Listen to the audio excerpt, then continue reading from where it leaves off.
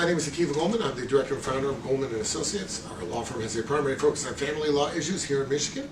Today we're going to continue our video series designed to educate the public, so please subscribe to our channel. We're going to talk about the finality of your judgment of divorce. And what do I mean by that?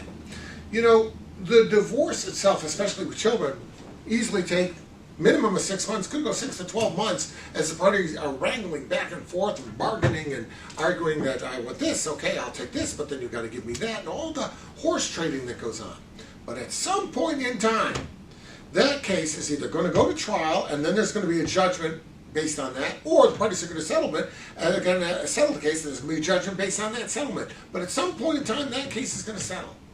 The case is going to resolve, and then there will be a judgment of divorce. That's it. The question is about finality.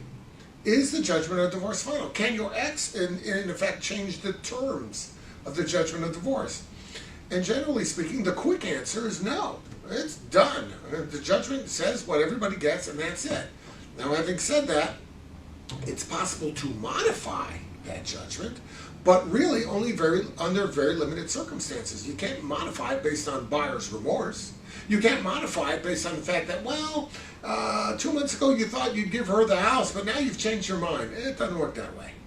That's not going to be the basis. You can modify it based on fraud. You can modify it if you've learned that somebody hid some assets and bring that to the court's attention.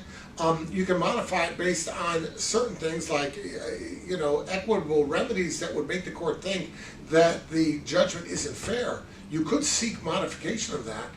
But if you're going to do that, you've got to be prepared to show the court that there's a compelling reason for it to change what it ruled upon. And if you're not going to be able to show that there's some substantial reason behind it, the court is not likely to modify at least the property settlement.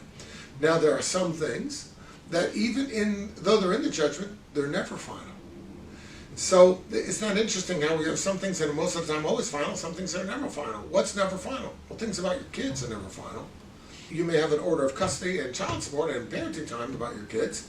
It's not final. The court can always revisit that and change it if it's in the best interest of the children.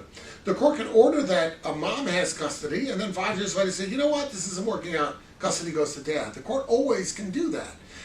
It doesn't do it on its own. An appropriate motion has to be filed. That the court has to be persuaded, number one, that there's a significant change in circumstances supporting even revisiting the issue in the first place, and then number two, that it makes sense to switch to custody, for example. The court can look at a child support. That's never final. The court can revisit child support if it feels that there's been, again, a change in circumstances like, somebody's making much more money, or perhaps somebody suffered a diminishment in hours, making much less money. The court can order that. So there are things that are always subject to revisiting. They tend to be things about your kids. But as far as the property settlement, absent of showing a fraud or some equitable reason, you're going to pretty much going to be regarding that judgment of divorce as etched in stone with respect to those things, really not subject to ready modification. If you have any questions about that, reach out. We'll be glad to help you out.